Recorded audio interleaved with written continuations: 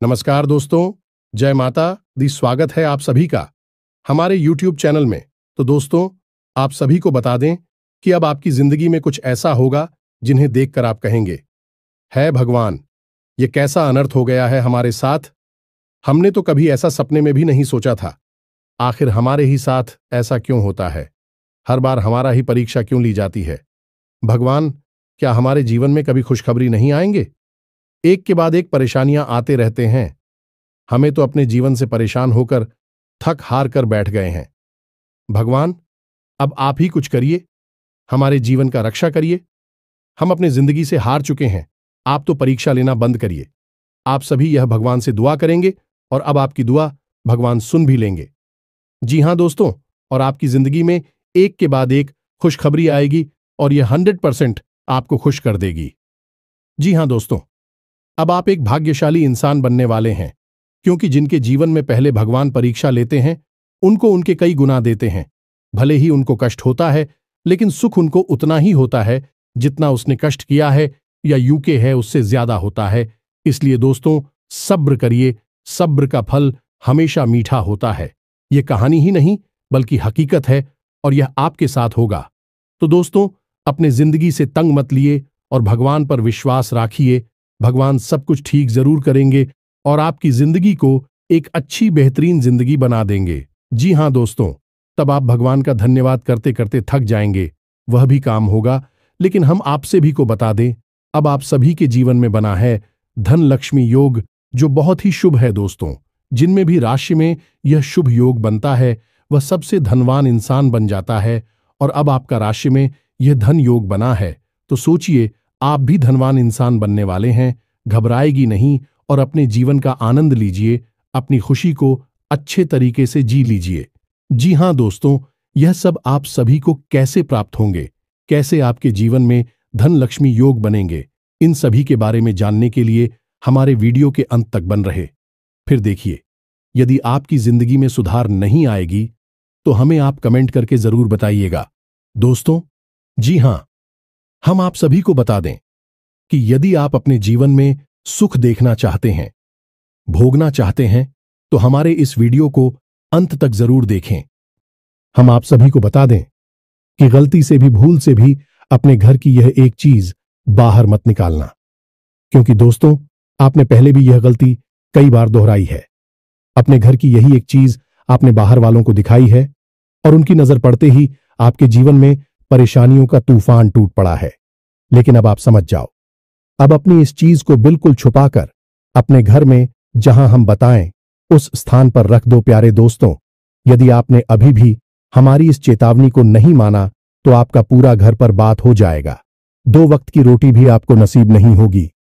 पूरा परिवार कंगाली के और बर्बादी के समंदर में डूब जाएगा, क्योंकि सबसे पहला काम जो आपके साथ होगा वह यह होगा कि आपके घर की लक्ष्मी रूठ कर चली जाएगी और दरिद्रता, महादरिद्रता आपके घर में प्रवेश कर जाएगी। दोस्तों, लक्ष्य मैं आपके घर से रूठ कर चली जाएगी और आपको न केवल इस पीढ़ी बल्कि आने वाली कई पीढ़ियों तक की भुखमरी और कंगाली देखनी पड़ेगी।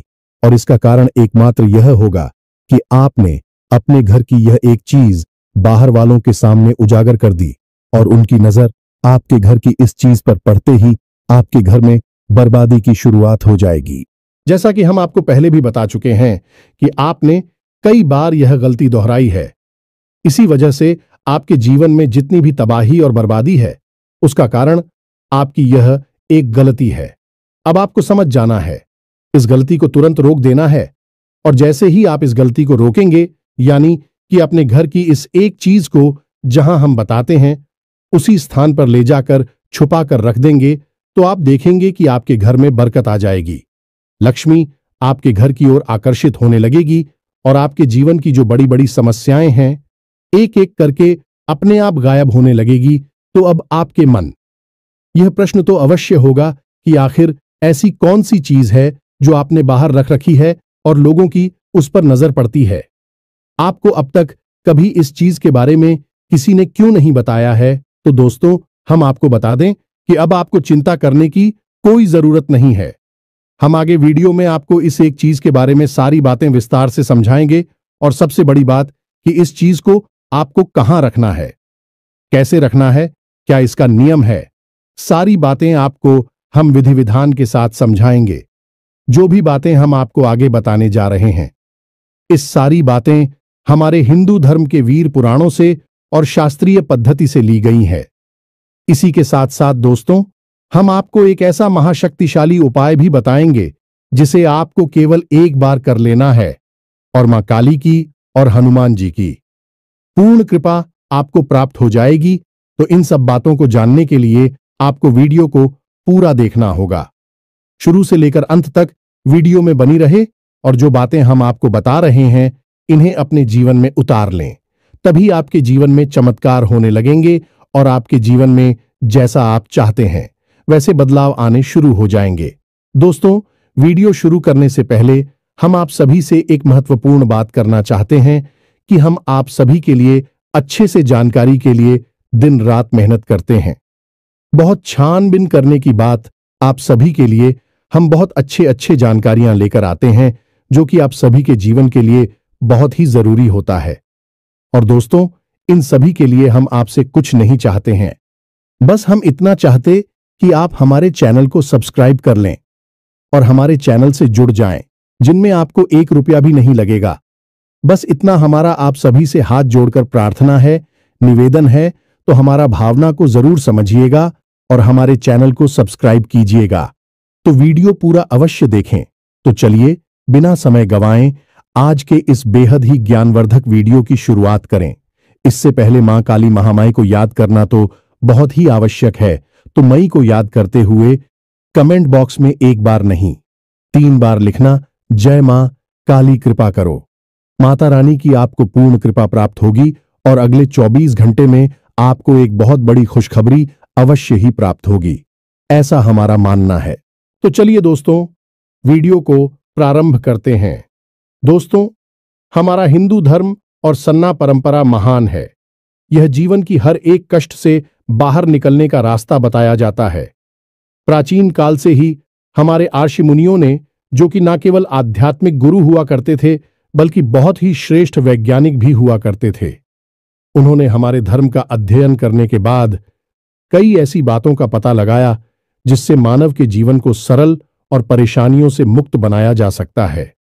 इसी वजह से आपने देखा होगा कि हमारे यहां हर एक विषय पर रिसीव के द्वारा शुरू की गई विशेष किताबें उपलब्ध होती हैं, जैसे कि शरीर को स्वस्थ बनाने के लिए आयुर्वेदा और चरक संहिता जैसी किताबें हैं, भविष्य को जानने के लिए ज्योतिष शास्त्र और होरा शास्त्र जैसी किताबें हैं, और ईश्वर को जानने के लिए वेद और पुराण का गठन किया गया।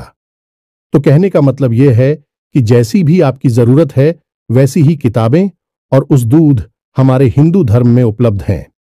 लेकिन अब हर एक व्यक्ति इन किताबों को ना तो पढ़ सकता है और ना ही इतनी गहराई में उतरकर ज्ञान हासिल कर सकता है, क्योंकि उसे जीवन यापन भी करना है। जीविका उपार्जन के लिए उसे तरह तरह के काम करने हैं। तो अब उसके जीवन का अधिकतर समय अपने रोजमर्रा के कामों में बीत रहा है। अब उसके जीवन में सद्गति कैसे आए, इसके लिए आर्षि मुनियों ने ऊर्जाओं को संतुलित करने के लिए कुछ ऐसे विशेष नियम बताएं, कुछ ऐसी खास बातें बताएं जिनका पालन हर एक व्यक्ति को करना चाहिए, तो उनके जीवन में सफलता हमेशा बनी रहती है। इन्हीं नियमों में से कुछ नियम ऐसे भी होते हैं जो कि हमारे घर की कुछ चीजों पर इस तरह से लागू होते हैं कि उन्हें दूसरों की नजरों से छुपा कर रखना चाहिए।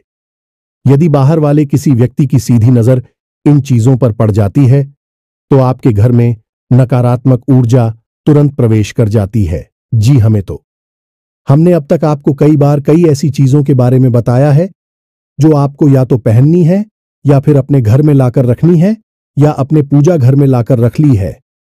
लेकिन अब तक हमने आपको कभी इन चीजों के बारे में नहीं बताया है जिन्हें आपको दूसरों से छुपा कर रखी है। जी हमें तो दोनों ही बातें बहुत महत्वपूर्ण हैं। क्या आपको अपने पास रखना है, क्या दूसरों को दिखाना है और क्या दूसरों की नजरों से बचाना है? तो याद रखना कि बाहर के जो लोग होते हैं वह आपके अपने होने का दिखावा करते हैं। उनको आपके जीवन से, आपकी बातों से कोई लेना देना नहीं होता है। हाँ, एक चीज अवश्य है, जब आप तरक्की करते हैं, कामयाबी हासिल करते हैं, तब उन्हें आपके जीवन से जरूर लेना देना होता है, क्योंकि तब उन्हें जलन होने लगती है। वह सोचते हैं कि यह इतनी जल्दी तरक्की कैसे कर रहा है, यह आगे कैसे निकला जा रहा है। इसे किसी प्रकार से नीचे खींच कर लाते हैं, इसे बर्बाद कर देते हैं। अब कहने का मतलब यह है कि आजकल समाज में जो वातावरण है वह कुछ इस प्रकार का है। लोग अपने दुख से दुखी नहीं हैं, दूसरों के सुख से 100% दुखी हैं। हमेशा आप देखेंगे लोग समाज में जब बैठेंगे और बातें करेंगे, चर्चा करेंगे, तो अक्सर दूसरों के जीवन के बारे में ही चर्चा हो रही होगी। अपने जीवन और अपने उतार चढ़ाव के बारे में लोग भूल ही जाते हैं। दूसरों की बातों में इतना रस आता है कि इससे बेहतर कुछ और लगता ही नहीं है। और उस पर भी यदि ऐसे में कोई सीधा साधा भोला भाला इंसान जो दुनिया की इन चाल प्रेमियों को नहीं समझ पाता है, तो उसका तो यह जालिम दुनिया वाले लोग बहुत ही भयंकर दुरुपयोग करते हैं। उसका इतना सत्यानाश कर देते हैं कि उसे चुन चुनकर खा जाते हैं। जी हां दोस्तों, और यही कुछ हाल आपका भी है। आपकी राशि के जातकों के साथ भी यही समस्या है कि आप दुनिया की इस शातिर और मतलबी सोच को समझ नहीं पाते हैं। आप सबको अपना मान बैठे हैं और यही आपकी बर्बादी का कारण भी है। आप नहीं समझ पाते हैं। यहां लोग कई नकाब चेहरे पर लगाकर घूम रहे हैं। चेहरे के ऊपर चेहरा लगा रखा है, जो चेहरा दिख रहा है वह नहीं है। असली चेहरा तो कहीं नीचे दबा हुआ है। यह जैसी स्थिति बनती है जैसा मतलब का आदमी मिलता है। लोग ऐसा नकाब अपने चेहरे पर लगा लेती हैं और उसके साथ वैसा ही बर्ताव करती हैं। धोखाधड़ी से भरी हुई इस दुनिया में अपने आप को बचा पाना ही बहुत मुश्किल है, और इस चीज को आपने अपने जीवन में बहुत अधिक महसूस किया है। आप याद करिए कि आपने अपने जीवन में कई लोगों के साथ कई बार ऐसा किया है कि अपनी खुशियों को भी ध्यान में ना रखते हुए आपने उनके लिए सब कुछ किया है। आप खुद परेशान हो गए हैं, अपने आप को मुसीबतों में डाल दिया है, लेकिन दूसरों को सुख दिया है। लेकिन जब कभी भी आपको उनकी जरूरत पड़ी तो वे ऐसे बर्ताव करने लगे जैसे कि वे कुछ जानते ही नहीं हैं। आपका किया कराया सब कुछ मिट्टी में मिला देते हैं और आपको यह सब देखकर बहुत आश्चर्य होता है। आप सोचते हैं कि यह दुनिया कैसी है। आपको समझ में नहीं आती है इस सब के। आपकी एक सबसे अच्छी खूबी यह है कि आप जो धोखा मिला, जो तकलीफ है, मिली परेशानियां हुई, उन सबको अपने तक ही संभाल कर रखते हैं, किसी को भी बताते नहीं है। दुख और तकलीफ तो आपके दिल में छुपा रहता है, लेकिन चेहरे पर एक बहुत ही आकर्षक मुस्कुराहट बनी रहती है, जो कि एक पर्दे का काम करती है। अंदर की तकलीफों को छुपाने के लिए प्यारे दोस्तों, हम आपको बार बार यही कहते हैं कि थोड़ा सा चालाक बनो, थोड़ा सा होशियार बनो। इस दुनिया के साथ चालाकी से बात करना सीखो। लोगों के मन में छुपी हुई बातों को निकलवाना सीखो। लोगों से अपना काम करवाना सीखो। कब तक आप ही दूसरों के लिए परेशान होते रहेंगे, दूसरों के काम आते रहेंगे। आपका यह दुरुपयोग हमसे देखा नहीं जाता है।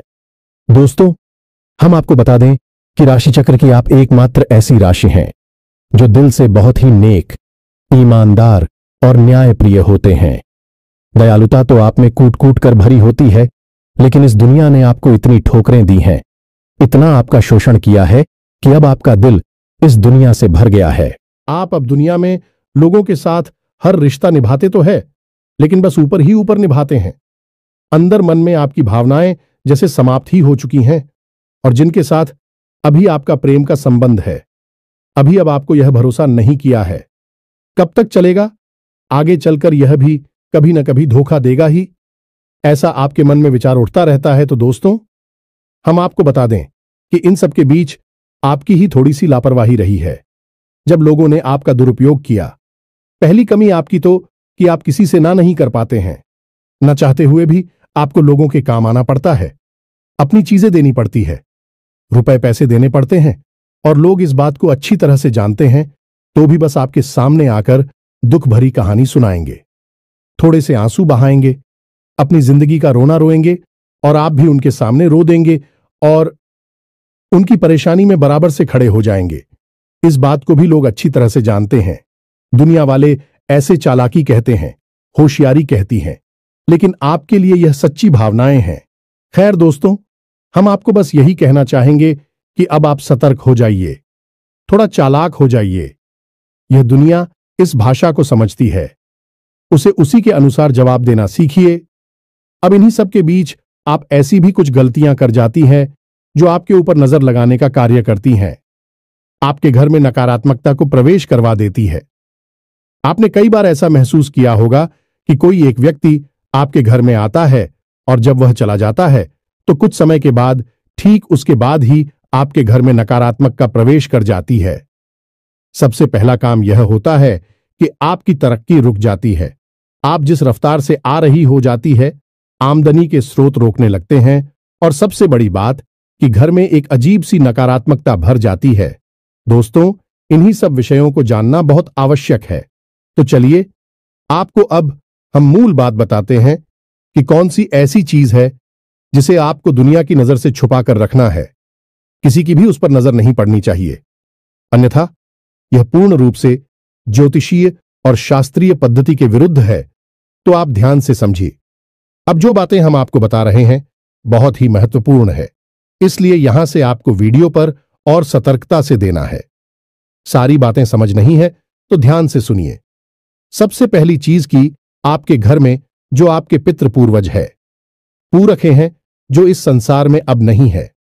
लोग अक्सर यही करते हैं कि अपने घर की बैठक में यह ड्राइंग रूम में उनकी तस्वीर लगा देते हैं, उस पर हार चढ़ा देते हैं। अब आपके घर में जो भी बाहर का सदस्य आएगा उसकी नजर आपके पूर्व के पूर्वजों की तस्वीर पर जरूर पड़ेगी, अवश्य ही पड़ेगी। अब ऐसा लोग क्यों करते हैं, यह हम आज तक समझ नहीं पाए हैं। आपको अपने मृत पूर्वजों की तस्वीर दुनिया वालों को क्यों दिखानी है कि आप तो अपने ड्राइंग रूम में अपनी बैठक में बहुत ही कम समय बिताती हैं। आपको तो उनके दर्शन करनी है तो आप कहीं पर भी जाकर कर सकते हैं। अपने घर में किसी भी स्थान पर उन्हें लगा सकते हैं, लेकिन ऐसे स्थान पर क्यों लगाती है जहां बाहर के लोग आते हैं। अब हम आपको जो बता रहे हैं उसे ध्यान से समझिए। आपके पुर के पूर्व जब इस संसार में थे तो उनका गहरा नाता आपके साथ था, क्योंकि वह मानव शरीर में थी। स्थूल शरीर में थे तो स्थूल संसार से उनका कहना था, और इसी गहरी नाते के चलते आप उन्हें अपने घर का सदस्य मानते थे। लेकिन अब जब उनकी मृत्यु हो चुकी है तो यह स्थूल शरीर उनका समाप्त हो चुका है। आपने ही स्वयं इस शरीर को अग्नि दी थी, तो अब इस शरीर का चित्र लगाने से कोई फायदा नहीं है, क्योंकि अब उनको किसी अन्य संसार में किसी अन्य रूप में प्रवेश मिल चुका है और अब वह ऊर्जा स्वरूप में विद्यमान है। तो अब क्या करें? शास्त्रों के अनुसार उनके पूर्वजों की तस्वीर पर बाहर से आने वाले किसी भी व्यक्ति की नजर नहीं पड़नी चाहिए, अन्यथा इससे बहुत गहरा पितृदोष उत्पन्न हो जाता है। स्वयं आपके पुर के पूर्वजों को यह चीज अच्छी नहीं लगती कि बाहर से आने जाने वाले लोग उनकी तस्वीर पर नजर डालें और उनके बारे में चर्चा करें। हमें तो यह बहुत अजीब सी बात है। आप सोच रहे होंगे तो फिर क्या करें, कहां लगाएं? यह तस्वीर तो ध्यान से समझिए। शास्त्र क्या कहते हैं?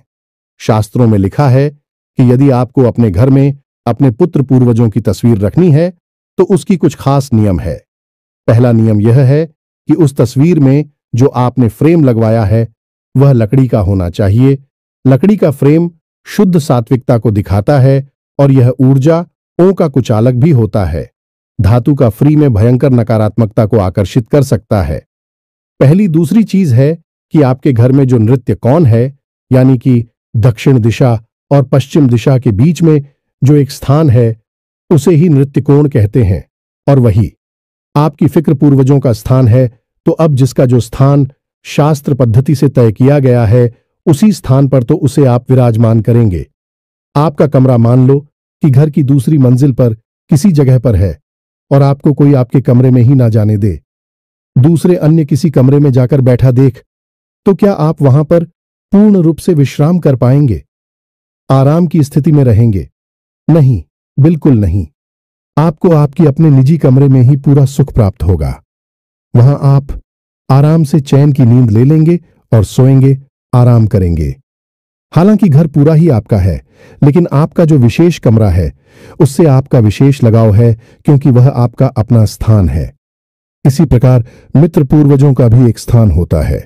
अब यदि आप उन्हें उनके ही स्थान पर स्थापित करेंगे तो उन्हें भी बहुत ही आराम मिलेगा। मैं आपको आशीर्वाद देंगे।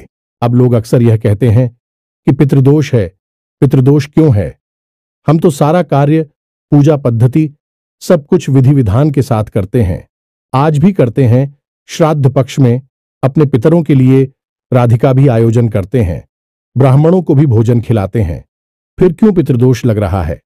हर छोटी से छोटी बात को आपको समझना होगा और पितरों का स्थान परिवर्तन कोई छोटी बात नहीं है, यह बहुत बड़ी बात है। आप खुद अपने उदाहरण से इसे समझ सकते हैं। हमने आपको समझाया है तो आपको क्या करना है? नृत्य कोण में अपने पितृ पूर्वजों की तस्वीर को लगाना है। यह कोई दिखावटी या सजावटी सामान नहीं है। अब दूसरी गलती, लोग अक्सर दीवाल में कील ठोककर उसके ऊपर पितृ पूर्वजों की तस्वीर लगा देते हैं और उसके ऊपर कोई हार चढ़ा देते हैं। यह बहुत बड़ी गलती है। इससे भी पितृदोष उत्पन्न होता है। आप चित्र पूर्वजों के लिए कितनी ही बड़ी पूजा पाठ का आयोजन करा लीजिए, कुछ भी क्रियाविधि अपना लीजिए, आपका पितृदोष कभी समाप्त नहीं होगा। यदि आपने अपने पितरों की तस्वीर को दीवाल पर टांग रखा है, कभी भी पितरों की तस्वीर को टांग से नहीं है रखते हैं, किसी अलमारी में रखना है ना कि उन्हें टांगला है। तो अब आपको क्या करना है? ध्यान से समझ के कोई ऐसी अलमारी लकड़ी की हो और जिसमें ऊपर से खिड़की बंद हो जाती हो। यह दोस्ती की अलमारी के अंदर आप अपने पूर्वजों की तस्वीर को लगाना है। अब नृत्य कोण में आपको एक अलमारी चाहिए लकड़ी की, जिसके अंदर आपके सिर के बराबर ऊंचाई से अपने पूर्वजों की तस्वीर को रख देना है। यह मित्रों और उनके ऊपर कभी भी नकली पुष्प की माला ना चढ़ाएं। यह तो किसी भी देवी देवता पर नहीं चढ़ाई जा सकती है। यही तो सीधा सीधा दिव्य शक्तियों का अपमान है और पितृ भी देवता है। यह बात आप याद रखिए।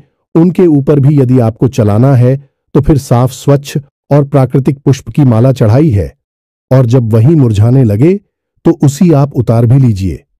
हमने कई घरों में ऐसा देखा है कि लोगों के यहां फूल की माला तो चढ़ी है, लेकिन वह सूख गई है। पूरे पुष्प समाप्त हो चुके हैं, अमृत हो चुके हैं, लेकिन माला अभी टंगी हुई है। अब आप बताइए कि ऐसी स्थिति में क्या पितरों का आशीर्वाद आपको मिलेगा?